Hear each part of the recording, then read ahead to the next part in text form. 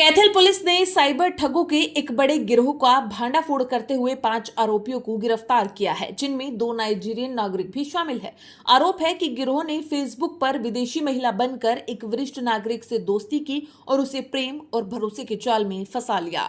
ठगों ने खुद को यूनाइटेड किंगडम की महिला बताकर महंगे गिफ्ट, हवाई टिकट और यात्रा की तस्वीरें भेजी। इसके बाद मुंबई एयरपोर्ट, कस्टम विभाग और बैंक अधिकारियों के नाम पर फर्जी कॉल कर custom duty, bank charge, VAT code और अन्य शुल्क के बहाने लगातार पैसे मांगते रहे। मार्च से मई 2025 के बीच पीड़ित से अलग अलग खातों और डिजिटल माध्यमों के जरिए कुल 8,75,000 रुपए की ठगी कर ली गई। जब कोई रकम वापस नहीं मिली, तब पीड़ित को धोखाधड़ी का एहसास हुआ और साइबर क्राइम थाने में शिकायत दर्ज कराई गई। जांच के दौरान पुलिस ने गिरोह के 5 सदस्यों को गिरफ्तार कर लिया। एसपी मनप्रीत सिंह सुदन ने लोगों से अपील की है कि सोशल मीडिया पर अनजान लोगों की दोस्ती, विदेश से गिफ्ट, लॉटरी या पैसे भेजने जैसे लालच में न आए और किसी भी साइबर ठगी की सूचना तुरंत हेल्पलाइन 1930 नंबर पर जरूर दें।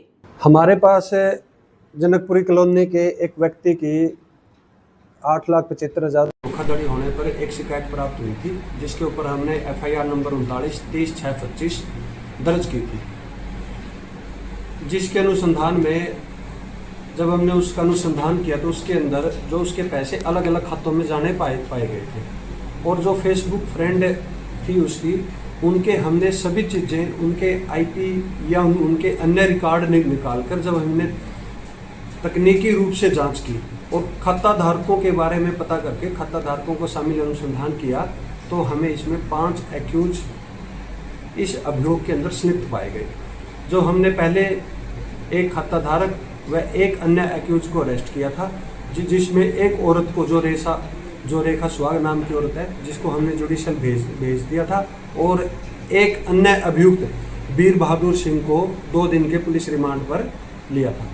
2 दिन के पुलिस रिमांड पर वीर बहादुर सिंह ने इसके अंदर 2 अन्य मुख्य अभियुक्त जो नाइजीरिया मूल के निवासी हैं, जो चुकुवुडी नाम और इटोहन मर्सी जो नाम की एक वो महिला अभियुक्ता है, को अरेस्ट किया है। उनका इन तीनों मुलजिमों का हमने फिर दोबारा से 3 दिन का पुलिस रिमांड लिया है।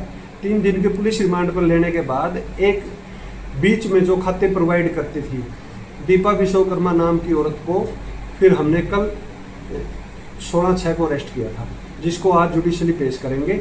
इनसे हमने,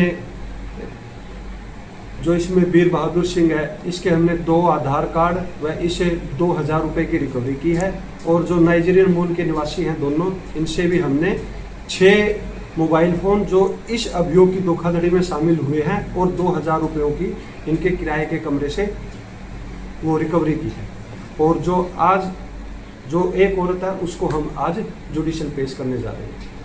सर, जो शिकायत प्राप्त हुई थी उसमें किस तरह धोखाधड़ी की गई थी? देखिए, जो हमें शिकायत प्राप्त हुई थी वो एक सीनियर सिटीजन है। उसको एक फ्रेंडशिप पे एक गोरी लड़की की रिक्वेस्ट प्राप्त हुई थी। उस गोरी लड़की ने उससे फ्रेंडशिप कर ली। फ्रेंडशिप करने के बाद उनकी व्हाट्सएप के ऊपर चैट होनी शुरू हो गई। जब व्हाट्सएप पे चैट होनी शुरू हुई तो उस लड़की ने बोला कि मैं UK से इंडिया आपको मिलने के लिए आ रही हूँ। जब वो मिलने के लिए इंडिया पहुँच जाती है, इस दौरान वो वीज़ा और अपनी टिकट उसको भेजती है, उसको ये विश्वास दिलाने के लिए कि मैं आपसे मिलने के लिए मैं इंडिया आई हूँ। तो वो जब मुंबई एयरपोर्ट पर पहुँचती है तो वहाँ से एक कस्टम ऑफिसर का फ़ोन आता है।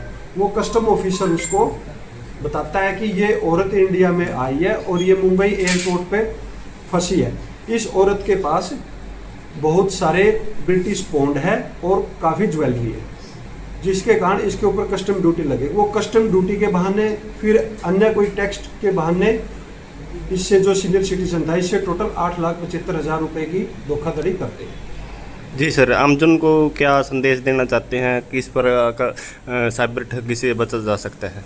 देखिए, आजकल साइबर ठग धोखाधड़ी करने के लिए नए नए तरीके अपना रहे हैं, जिसमें मुख्य रूप से आपके पास कोई फ्रेंडशिप भेजते हैं जिसको आप नहीं जानते हैं। अगर आप किसी बंदे को किसी भी तरीके से जानते हैं और आपके पास फ्रेंडशिप आती है, तो आप उस फ्रेंडशिप को इग्नोर करें। और किसी भी प्रकार का अगर आप किसी को भी आप अपनी फ्रेंडशिप में लेते हैं तो अगर कोई पैसा मांगता है या कोई ऐसा फ्रॉड करता है तो उसको आप इग्नोर करें।